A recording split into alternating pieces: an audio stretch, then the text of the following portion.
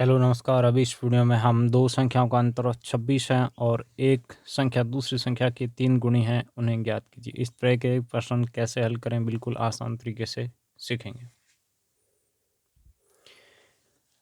दोस्तों यहाँ पर सर्वप्रथम दो संख्याएं दे रखी हैं, तो हम पहले क्या करेंगे, हल में माना दो संख्याएं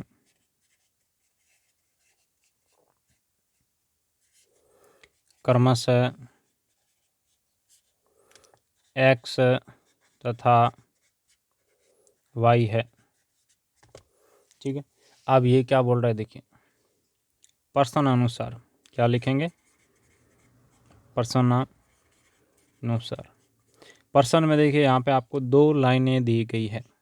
पहली लाइन कहाँ से कहाँ शुरू होती है, ये यहाँ से शुरू होती है, यहाँ पे ख़त्म हो जाती है, और के बाद आपकी दूसरी लाइन शुरू हो रही है। पहले में क्या बोल रहा है, इनका अंतर यानी हम x में से जब y को घटाएंगे तो ये किसके बराबर आ रहा है, 26 के बराबर है।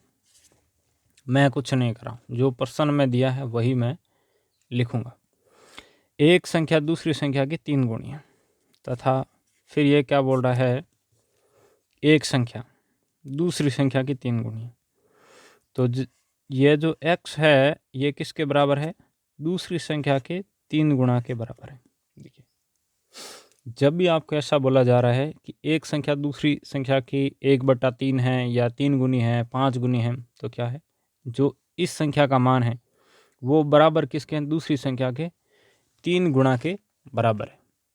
ओके, इसमें बराबर लिया जाता है, इस बात को समझिए। यहाँ पर ही सबसे ज़्यादा प्रॉब्लम होती है कि अब इसको हम कैसे लिखें। ठीक है, इसको हम नंबर दे देते हैं 2। अब लिखेंगे समीकरण 1 तथा समीकरण 2 से। समीकरण 1 तथा 2 से हम क्या करेंगे, देखिए समीकरण 2 से x का मान, x बराबर कितना है, 3y है, तो यहाँ ऊपर में x बराबर कितना रख देंगे, 3y। तो x की जगह मैं क्या लिख रहा हूँ, 3y।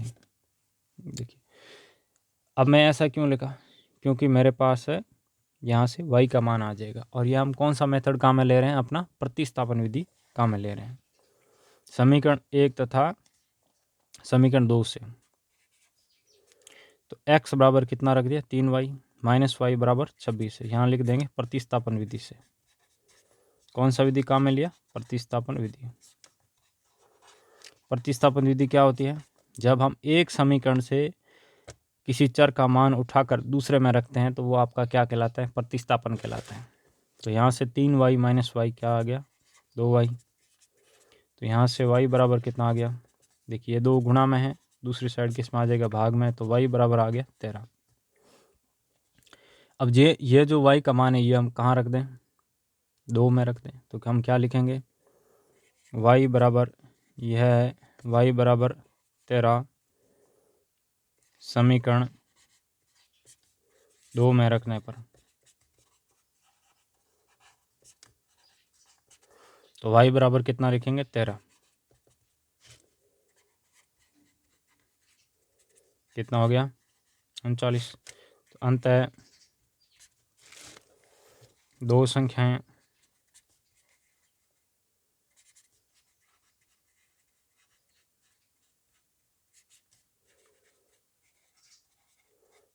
क्रमशः 13 तथा 39 प्राप्त